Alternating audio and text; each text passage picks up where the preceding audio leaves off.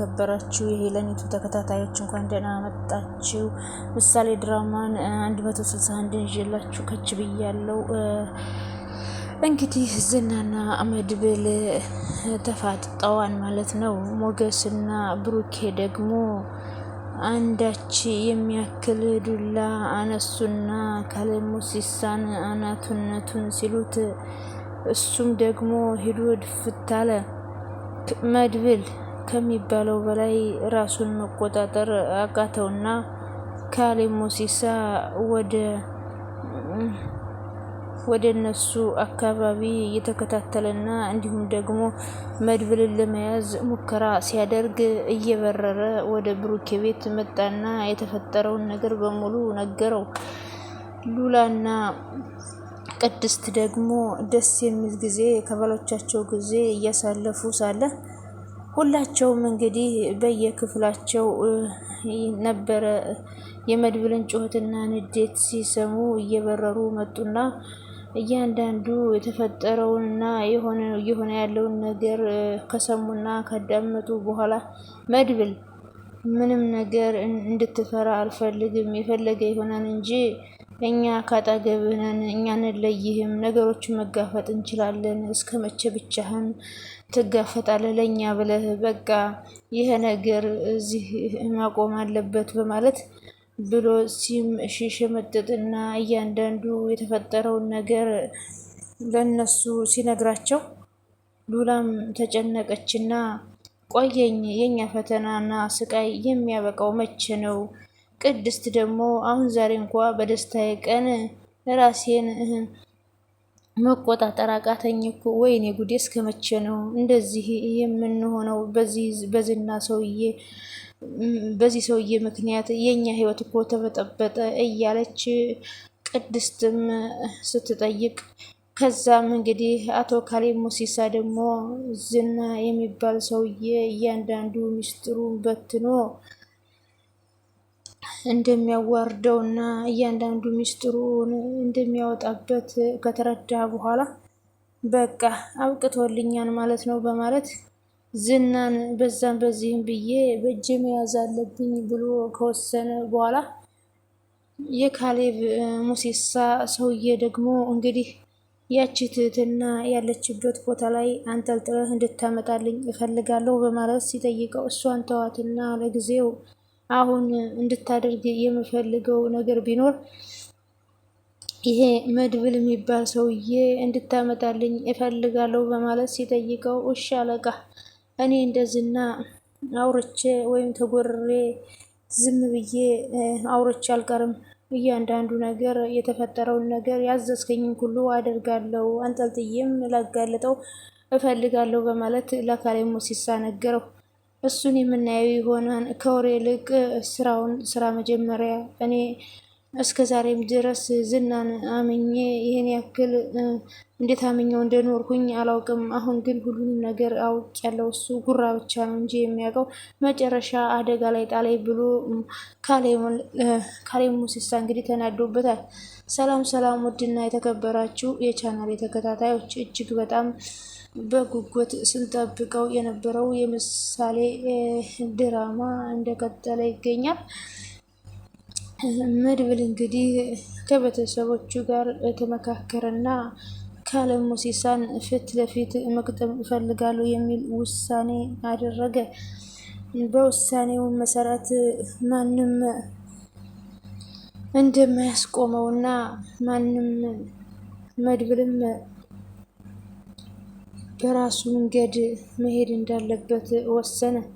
ብሩኬም እንግዲህ ተው ወንድሜ ይሄ ነገር ይቅርብህ እያለ ቢመክረውም እኔ የፍራቻ ምክር አልፈልግም፣ አሳንፈኝ፣ ከቻልክ ከጎኔ ትቆማለህ፣ ካልቻልክ ግን የሰርጋችሁን ነገር ቶሎ ቶሎ ማጧጧፍ አለባችሁ፣ እኔን ተወይ በማለት ዝና ማነው መድብል እንግዲህ ለብሩክ ይመልስለታል። ሉላና ቅድስት እንግዲህ ባሎቻቸውን ዘና ፈተና እያደረጉ ይገኛሉ፣ እየጨፈሩም ይገኛሉ። ቅድስት ከተጋባን በኋላ እንደዚህ አይነት ነገር ማድረግ ደስ ይላል ወይ እያለች ጥያቄ ጠየቀችው። ብሩኬም ደግሞ እንደውም አሁን አግባት አግባት እያለኝ ነው በማለት ነገራት። እንዴ ሁሉም ነገር በጊዜውና በሰዓቱ የሆነ ዛሬ ግን በጣም ደስተኛ ነኝ ብላ ነገረችው። ሉላም ባላት ነገር ሞቅ ሞቅ አድርጋ ይህ ሁሉ ነገር ይህን ሁሉ ቅድስትና ብሩኬ ሲያደርጉ እውነት በጣም እኔ እየቀናሁ ነው በማለት የሁሉ ነገር እና ጦርነት አብቅቶ በሰላምና በደስታ እንኖራለን የእውነት ይናፍቀኛል አለችው። ከዛም ሉላዬ እስካሁን ድረስ የተጨነቅሽውና የተሳደድሽው ይታለፋሉ የማይባሉ ስቃይና መከራን በሙሉ አልፈላል። ካሁን በኋላ ደግሞ ፈጣሪ ያውቃል እመኚኝ፣ ነገሮች ሁሉ በጊዜው ይስተካከላሉ። ምንም አትጨናነቂብኝ ሉላዬ፣ እንደዚህ መሆን የለብሽም፣ ተረጋጊ። አንቺ ብቻ ደስተኛ እንድትወኝልኝ ነው የምፈልገው። ትዕግስት አድርጊ።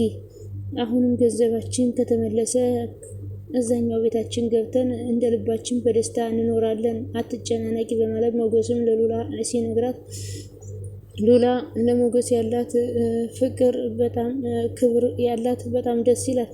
ሞገስም ትልቅ ሰርፕራይዝ አለኝ ሉላዬ፣ እንግዲህ ፍርድ ቤቱ ዝና የሌለበት ፍቹን መፈጸም እንችላለን ብሎኛል። ዝናም ደግሞ የመጨረሻው እቅዱ እኛን ለመጣል ነበረ። አሁን ግን ሁሉ ነገር ባዶ ሆኖበታል።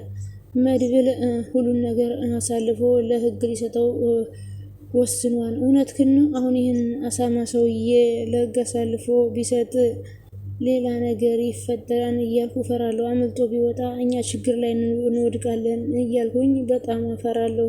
ዝና ብዙ ነገር አሰቃይቶኛል። ብዙ ነገርም እድሜ ልኩን እስር ቤት ቀርቶ በእሳት ቢቃጠል እንኳ የሚያዝን ልብ የለኝም። እሱ ጨካኝ ነው። የኔን ህይወት እስከዛሬ እንደዚህ እንዲሆን አድርጎታል። አሁን ግን መቼም የሁሉ አልፏል በማለት ሉላ ለሞገስ ነገረችው። የዛን ጊዜ እኔ አውቄ የከዳው መስሎህ ነበር።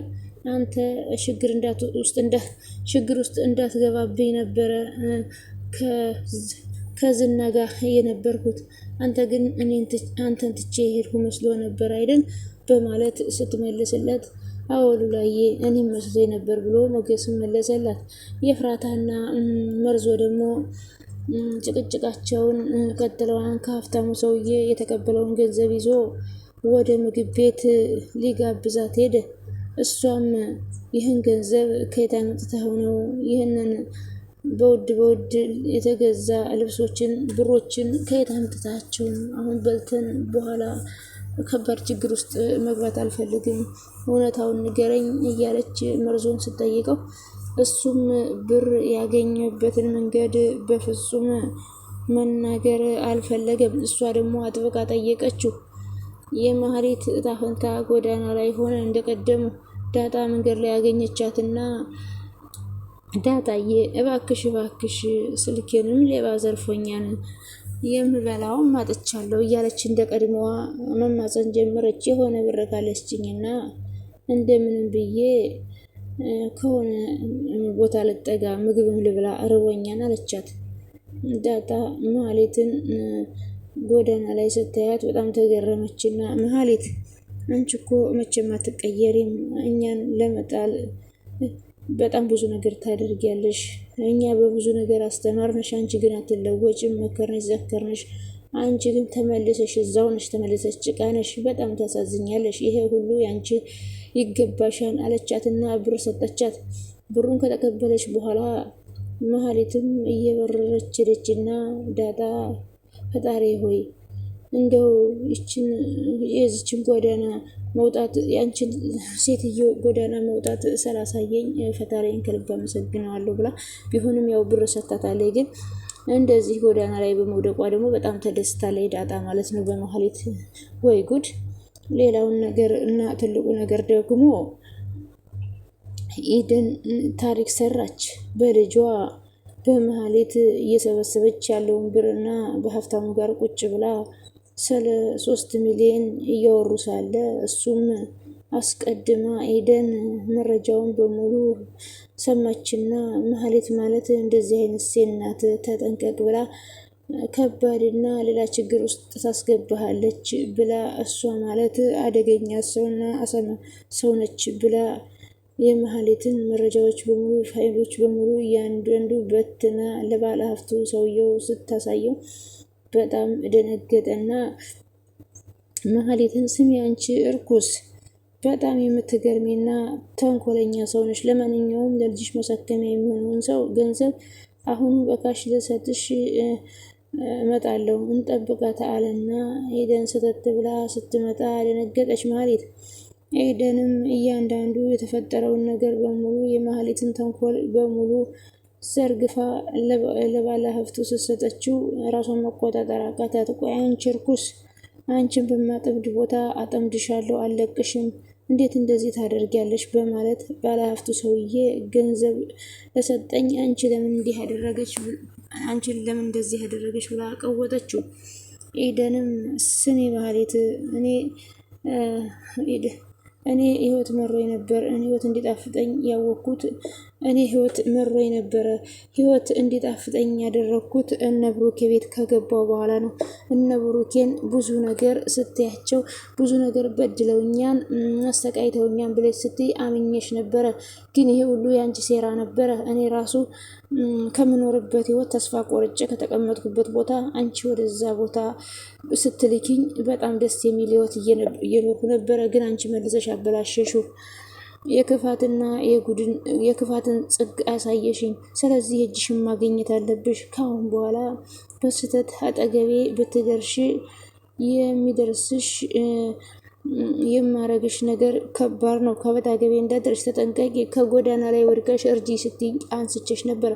አንቺ ግን የተንኮል ጥግነሽ። ስለዚህ ከበጣገቤ እንዳትደርሽ ተሳስተሽ ከበጣገቤ ብትደርሽ እደፋሻለሁ ብላ ማስፈራሪያ ሰታት እየበረረች ኤደን መሀሌትን ጎልታት ትታች። ኤደን ትልቅ ታሪክ ነው የሰራችው። ኤደን ትልቅ ታሪክ ነው የሰራችው በመሀሌት ላይ። መሀሌት እንግዲህ ኤደን እንደዚህ ስላደረገች በጣም ነው ደስ የሚለው።